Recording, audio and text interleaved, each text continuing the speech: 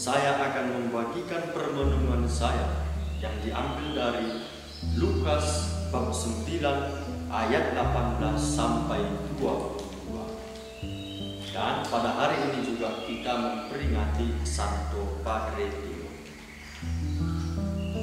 Pada suatu kali ketika Yesus berdoa seorang diri, datanglah murid-muridnya kepadanya.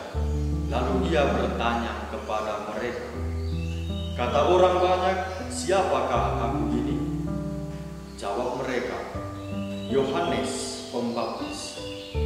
Ada juga yang mengatakan Elia. Ada pula yang mengatakan bahwa seorang dari nabi-nabi dahulu telah bangkit. Yesus bertanya kepada mereka, menurut kamu, siapakah aku ini? Jawab Petrus, Mesias dari Allah. Lalu Yesus melarang mereka dengan keras, supaya mereka jangan memberitahukan hal itu kepada siapapun.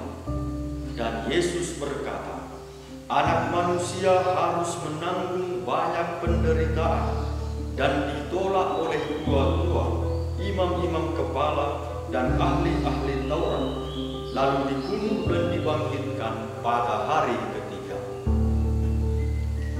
Demikianlah sabda Tuhan. Saudara-saudara terkasih, Yesus Sang Sabda yang menjadi manusia, Allah yang menjadi manusia.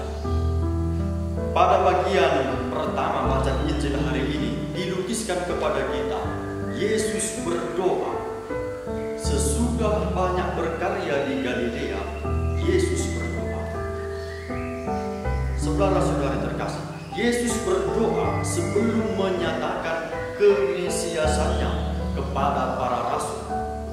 Dan setelah berdoa, Yesus bertanya kepada murid-muridnya, kata orang, siapakah aku ini? Yesus dalam hal ini meminta pendapat orang mengenai dirinya.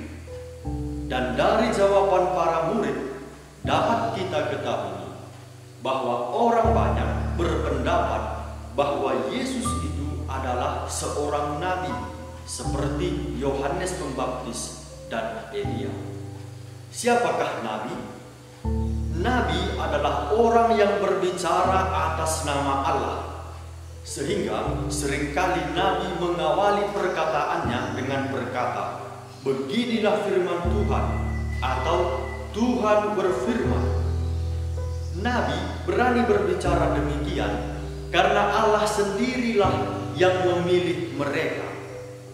Sementara Yesus lebih daripada nabi.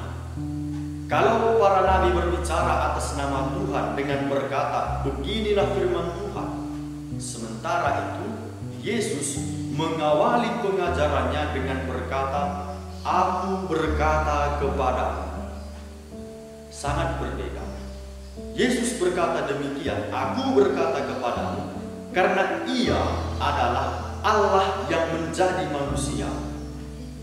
Maka jawaban yang diberikan Petrus lebih sempurna, yaitu Mesias dari Allah. Mesias berarti yang diurapi, Kristus Juru Selamat. Saudara-saudari terkasih, kita ingat malaikat Gabriel sudah mengatakan kepada para gembala pada saat kelahiran Yesus. Malaikat itu berkata, hari ini telah lahir bagimu Juru Selamat, yaitu Kristus Tuhan di kota Daud. Ia adalah Mesias Tuhan. Yesus adalah Juru Selamat. Di kalangan orang Yahudi pada saat itu ada suatu harapan akan Mesias yang datang memimpin bangsa Israel melawan penjajah seperti Daud pada zaman dulu. Apalagi pada saat itu Israel sedang dijajah oleh bangsa Romawi. Maka bisa dikatakan Mesias yang mereka dambakan, yang mereka harapkan adalah Mesias duniawi yang melepaskan mereka dari penjajahan. Bukan hanya orang Yahudi secara umum, para murid, para rasul juga memiliki paham Mesias duniawi. Padahal Yesus itu adalah Mesias dari Allah yang membebaskan manusia dari perbudakan dosa, bukan Mesias duniawi. Maka pada akhirnya Yesus melarang para muridnya dengan keras supaya tidak memberitahukan kepada siapapun bahwa Yesus itu adalah Mesias. Kenapa? Karena banyak orang yang belum memahami peran Yesus sebagai Mesias dari Allah. Yesus sudah mengatakannya pada bagian akhir Injil hari ini, bahwa anak manusia harus menanggung banyak penderitaan dan ditolak oleh dua-dua imam-imam kepala dan ahli-ahli Taurat, lalu dibunuh dan dibangkitkan pada hari ketiga. Itulah Mesias dari Allah. Harapan bangsa Israel mengenai Mesias duniawi politis yang membebaskan mereka dari penjajahan dan kemesiasan Yesus yang sesungguhnya yang tampak pada saat ia disalibkan sungguh-sungguh berbeda. Untuk itulah Yesus melarang para muridnya memberitahukan kepada banyak orang bahwa ia adalah Mesias. Para rasul akan mewartakan bahwa Yesus adalah Mesias dari Allah yang menyelamatkan manusia dari dosa setelah Yesus naik ke surga. Setelah mereka mengalami kemesiasan Yesus dalam sengsara, wafat, kebangkitan, dan kenaikannya ke surga. Pewartaan para rasul itulah yang diajarkan turun-temurun dan sampai kepada kita. Kita semua umat beriman yang hidup pada zaman ini sudah mengimani bahwa Yesus itu adalah Mesias dari Allah yang membebaskan manusia dari dosa melalui sengsara, wafat, kebangkitan, dan kenaikannya ke surga. Itulah yang kita rayakan dalam Tri Hari Paskah. Yesus adalah juru selamat manusia, bukan Mesias politik. Apakah kita sudah mengalami kemesiasan Yesus itu?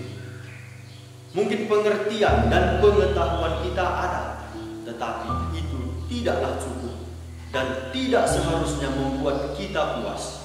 Ingat, para rasul saja yang sudah mengenal kemesiasan Yesus masih meninggalkan Yesus di jalan salib. Padahal pada saat jalan salib itulah kemesiasan Yesus ditampakkan. Namun para rasul meninggalkan Yesus. Demikian pula halnya dengan kita. Kita diajak untuk sampai pada sebuah pengalaman pribadi mengenai kemesiasan Yesus. Mengalami bahwa Yesus itu adalah juru selamat, bukan hanya tahu. Yesuslah yang menyelamatkan saya dari dosa. Maka dengan pengalaman itulah iman kita semakin kuat, bahkan di saat-saat yang amat sulit. Bahkan akan menuntun kita untuk mewartakan Yesus Kristus kepada orang lain.